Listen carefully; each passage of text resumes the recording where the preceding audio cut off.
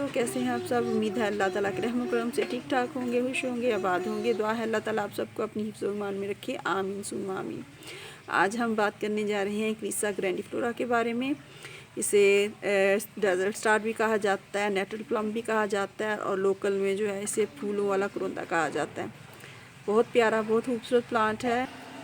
इसका कलर, इसकी शेप, हर चीज़ जो है, इसकी टहनियाँ जो है, इनका स्टाइल जो है देखने से ताल्लुक़ रखता है। फ्लावरिंग प्लांट है, पेरिनियल प्लांट है। गर्मियों में जो है गर्मियों में जो बहुत अच्छी तरह चलता है। ठीक है, सन लविंग प्लांट है।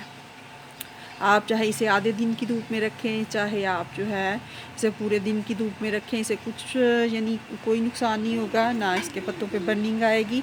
लेकिन ये है कि फिर गर्मियों में आपने ख्याल रखना है इसकी वाटरिंग का, कि आपने जो है हर रोज़ इसे पानी देना है। कभी 2 बार भी, अगर गमला छोटा है तो 2 बार भी पानी देने की ज़रूरत पड़ सकती है। वाटरिंग की बात होगी। अब सॉइल की बात कर लें तो सॉइल जो है, इसे गमले में वेल ड्रेन सॉइल में लगाएंगे। ज़मीन में तो हर तरह की सॉइल में चल जाता है। ठीक है, गमले में जो है हम इसमें बालू मिट्टी में ग्रो करेंगे। अगर आपके पास बालू मिट्टी नहीं है तो गार्डन सॉइल एक हिस्सा लें, और एक हिस्सा तकरीबन आप जो है कंपोस्ट ले लें। अगर वो नहीं है आप कम में आपके पास, तो आप 2 या 3 हिस्से गार्डन सॉइल भी ले सकते हैं। ठीक है, बस ये ध्यान रखना है कि वेल ड्रेन सॉइल हो, क्योंकि इसे जड़ों में रुका हुआ पानी पसंद नहीं है।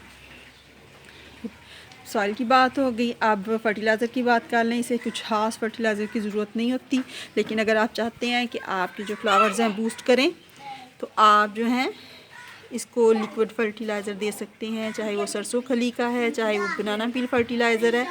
इसके अलावा जो है आप इसके ऊपर बायो एंजाइम जो अगर आपने बनाया हुआ है उसको भी स्प्रे कर सकते हैं। बहुत अच्छा रिज़ल्ट मिलेगा। तकरीबन 2-3 दिन पहले मैंने स्प्रे किया तो देखें कैसे इसके जो पत्ते हैं बड़े हो के और फ्रेश हो रहे हैं।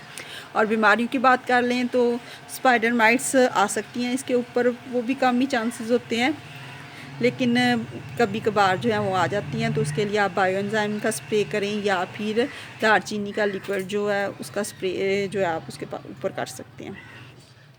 भी बात होगी, सन की बात भी होगी। अब प्रोपोगेशन रहेगी। ये प्रोपोगेशन जो है इसकी आम तौर पे जो है इसकी कटिंग के ज़रिए होती है, और कटिंग जो है मौसम बरसात में लगाई जाती है।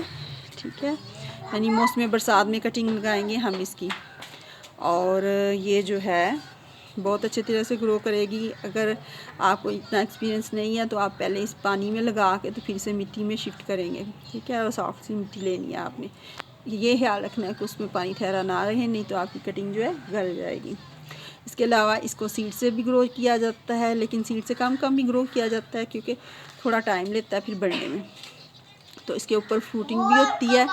फ्रूटिंग जो है जब प्लांट हमारा मैच्योर हो जाएगा तो तब ये फ्रूटिंग पे आएगा, और जब इसके ऊपर जो है फूल खिलेंगे उसके बाद फ्रूट बनेगा, और फ्रूट जो है इसका खाया जा सकता है। वैसे तो ये पॉइजनस प्लांट है, यानी इसके पत्ते और टहनियाँ जहरीली होती हैं, लेकिन इसका फ्रूट जो है जहरीला नहीं होता, उसे खाया जाता है।